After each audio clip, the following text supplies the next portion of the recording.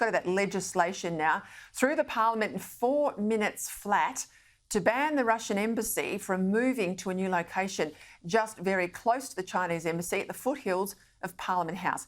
Here's what the Home Affairs Minister Claire O'Neill and the Defence Minister, the Shadow Andrew Hastie, had to say a little earlier. This bill demonstrates the government's continued commitment to protecting our parliament and our national security. The Australian government maintains diplomatic relations with the Russian Federation, but we will always act in Australia's national interest. Joining me now, we didn't have the hasty bit there, but that was Claire O'Neill. Joining me now, the Director of the Australian Strategic Policy Institute, Michael Shoebridge. Michael, welcome to the program. This termination of the lease, I understand, won't impact their existing embassy, but it's just this relocation or the move to the new premises.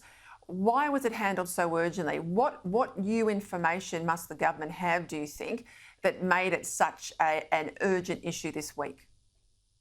Well, Peter, I think it was the failure of the National Capital Authority's attempt to eject the Russians from the site. They clearly also had some advice from security officials about what the Russians might get up to at that site so close to the parliament.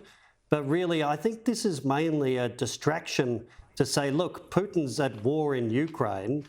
We may be giving too little too slowly to support the Ukrainians, but look what we're doing here. You mean there's been calls for additional kit, those Hawkeyes, military aircraft, etc. The government has been accused by the opposition of sitting on their hands.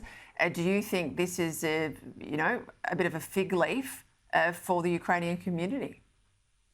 Yes, I do, because I think the problem of the Chinese embassy, a much bigger, more heavily staffed embassy that will be doing all the intelligence collection and foreign interference that we say we're worried about the Russians doing, that's just the neighbour to this site that we've said the Russians can't use. So I think this is a distraction.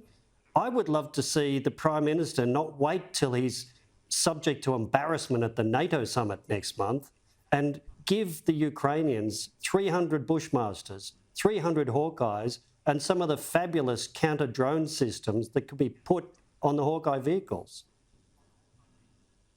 100%. I was going to ask you about the Chinese because they basically share a back fence with the Russians. If it's good enough to say the Russians, get out of there, I'd be doing the same with the Chinese. I want to get your comments before we go. AUKUS, increasingly unpopular, it would seem, inside factional elements of the Labor Party. The Australian Financial Review reporting that the Queensland and Victorian branches, and I'll explain why Victoria is interesting, they've turned against the security deal. Now, the Prime Minister, he's obviously strongly supportive of it, but Richard Marles, the Defence Minister, is a member of the Victorian Labor branch, and if he can't turn them to his way of thinking in relation to AUKUS, this doesn't bode well for the future, does it?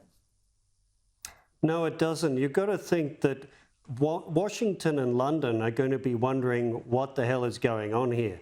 We've got the government cozying up to Beijing, desperate to get the trade back, desperate to have senior meetings, and we've got them with these anti-American, anti-UK voices in their own political party. That's not the kind of government and relationship that you trust with nuclear submarine propulsion. So what's fueling this? I mean, have the Chinese, put pressure on the government, do you think, and certainly through the Labor Party branches? What's driving the change of heart? Well, there's a long, proud tradition inside parts of the union movement of being anti-US for imperialist reasons.